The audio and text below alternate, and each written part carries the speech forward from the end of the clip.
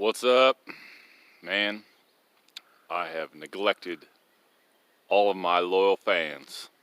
So, wrapping up for the day, I'm gonna give you guys a heads up what's going on. It's been a while. So I've been busy getting the plumbing put in. Kind of walk you through what's going on here. I think the last time we didn't have the gravel, so I got the gravel put in. My neighbor over here, he's got a big 55 horse tractor with a front loader, and I saw him out mowing one day. I said, hey, if you got a minute, and he helped me out. So I've got a lot of blessings in my life and some good friends and family. Well, it's been a lot of help so far, and I really do appreciate it, because you just can't do all this stuff by yourself. So I've had some great friends and family been out helping me anyway. Out in the country. For everybody that doesn't know, if you have something you can help your neighbor with, you're more than happy to do it. So anyway, he was able to get his machine out here and dump all on the sides, and I took my little Ford tractor and got it all graded out. Took a laser level and shot through here, and if you see way over there is a post I drove, so I got a little bit more elevation to gain over there, but it wasn't as flat as what I was hoping when we got done with the dozer work. So anyway, show you what I've done here. Right here is the pipes, basically just conduit for my well is going over there. So I got one coming in and one going out, because that way I got water leaving. I'm going to put a water hydrant out there, and then of course the electrical conduit to supply the power for the well. This is my conduit for my 200 amp box that's going in the house. Go right here. And then I've started the plumbing. So I had a plumber, anyway, flaked out. So anyway, I'm doing this myself. Pretty intimidated with it, but I've just done some reading and just taking it real slow, and I think I'll be good. So I've got one bath there and one bath there, and the kitchen right here. Remember I was telling you guys I kind of designed a simple house, so the water, the well, and everything, or the electric, the well, hot water heater, pressure tank are all right here on this wall. So this is my kitchen sink drain, and that is my well incoming. So we don't have a lot of long runs. And then my breaker box there is going to feed everything. So of course my electric oven, washer and dryer, everything is right here. We don't have really long runs on anything. So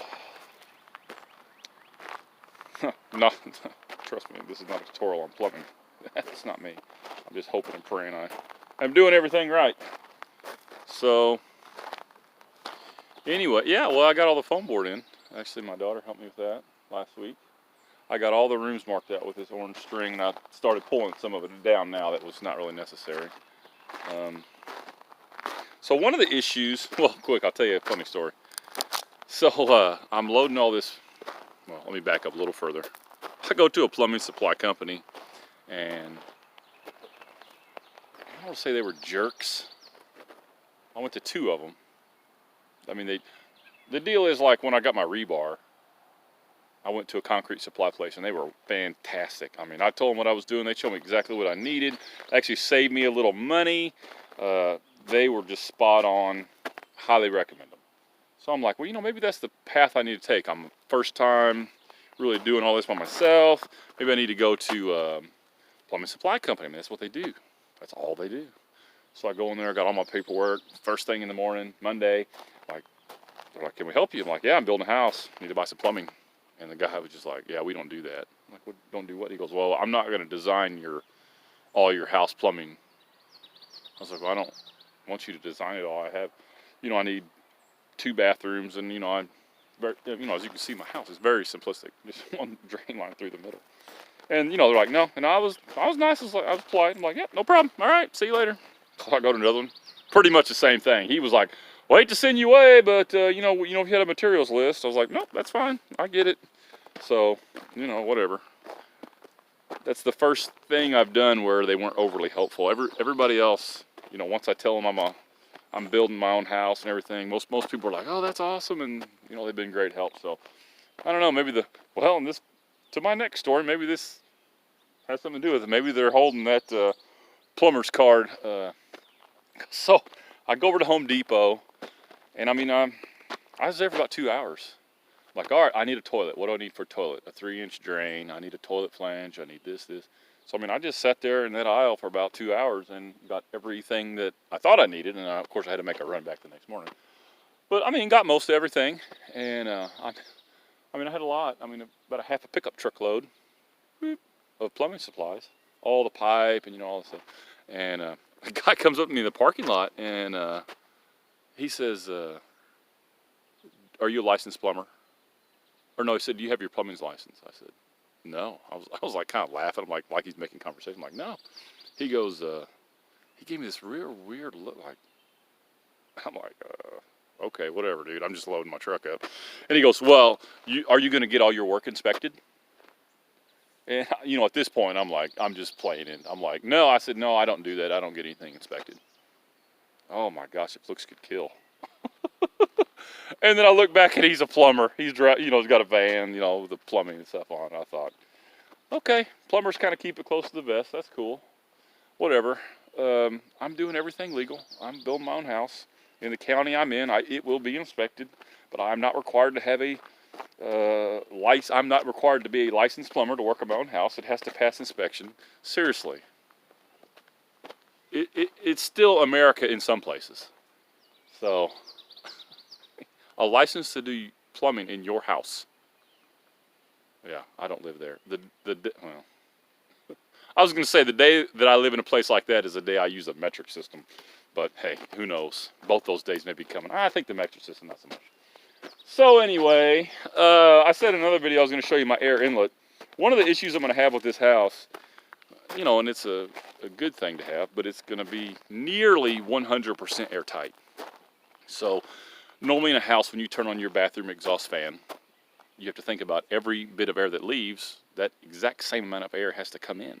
So it's coming in around, you know, doors and windows and through walls and, you know, through tons of void spaces. You know, most houses are very porous.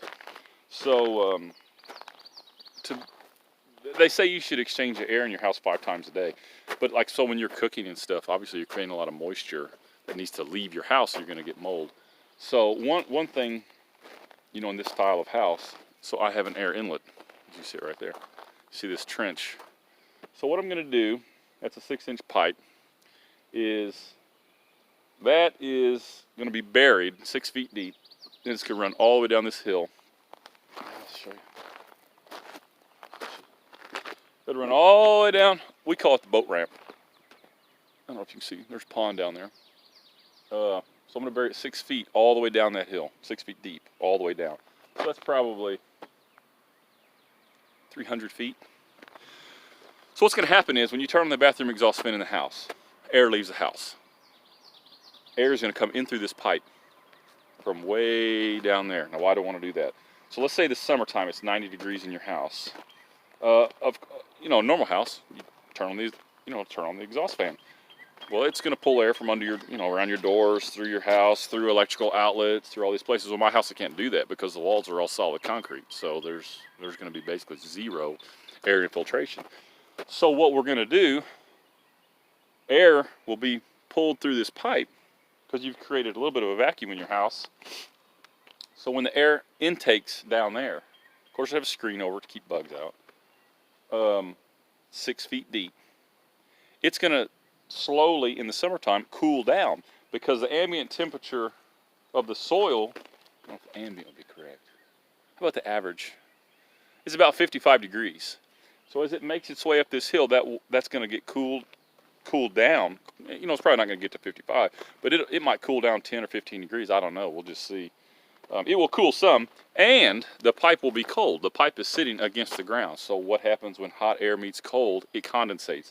So that leads to why we're at an angle. So as that air comes up here, it should condensate, dehumidifying, and the water should be able to freely roll right back out the bottom. You know, if we ever thought there was a problem with mold or whatever, we could come up here and we could actually flush this out all the way down. But I don't foresee that being a problem. But that's what we could do. So in the wintertime, the same scenario. We're gonna heat our house with wood. I mean, we're gonna have a furnace, but mainly with wood. So you have to think every bit of wood smoke that leaves your house, air has to go into that firebox. I mean, your firebox is not creating it's not a vacuum in there. So that air has to come from somewhere. So you need fresh air coming in. So, once again, you could open your window, but when in the winter, say it's 15 degrees outside, you're pulling 15-degree air in. So what we're going to be doing here, same scenario. In the winter, we get the wood burner going. It's pulling air out. That's going to create a slight vacuum in our house. It's going to pull air up this pipe. As it enters down there at 15 degrees, it's going underground 6 feet, rolling up here. It's going to be warming as it goes through there. The ground's going to still be around 55 to 57 degrees. So as it comes up here, it may be 10, 15 degrees warmer. I don't know, but it will be somewhat warmer going through that. One thing to do, I've done some reading on it, is you control here. That'll come up through the wall and out, and we'll have a little grate that can open and close. So you actually slow the air down. It spends more time in that pipe. It will get closer to that ground temperature. So we'll probably have to do a little bit of finagling with that to kind of figure out what works for the house. And if it doesn't work, we'll have to do a mechanical heat recovery system, which they're about $1,000. I thought, this is cheap. I got access to a backhoe. I can bury that down. It may work. It may work partially. May not work at all. I don't know. But read some blogs and stuff over the years, and I've been planning all this, that people have had kind of good results. And they have some where people will run like 300 feet of coils underground, and they'll put a blower from their house through there and back out, so their house is in like a closed loop to cool their house as like a natural air conditioner. Some people with underground and berm houses, it doesn't take much because their house just doesn't get that warm, so they use that as like it's geothermal cooling. But we're getting kind of long here. I was going to show you guys latest update to the homestead. So I hope you're excited. I'm excited. My neighbor up here, I showed him what we had down here. He says, is there anything you're not going to get into? And I said, well, yeah, probably. I worked it out. My brother's wanting bees. So I gave him a location to put them. So now we have bees. I'll walk you down here and show you that. And we'll end there. So as long as I don't get arrested for illegal purchase of plumbing, we will see the honey come to fruition this summer. Hopefully I'll get a little share of this, but we'll see. So here we are. Thousands of bees. Watch them come out.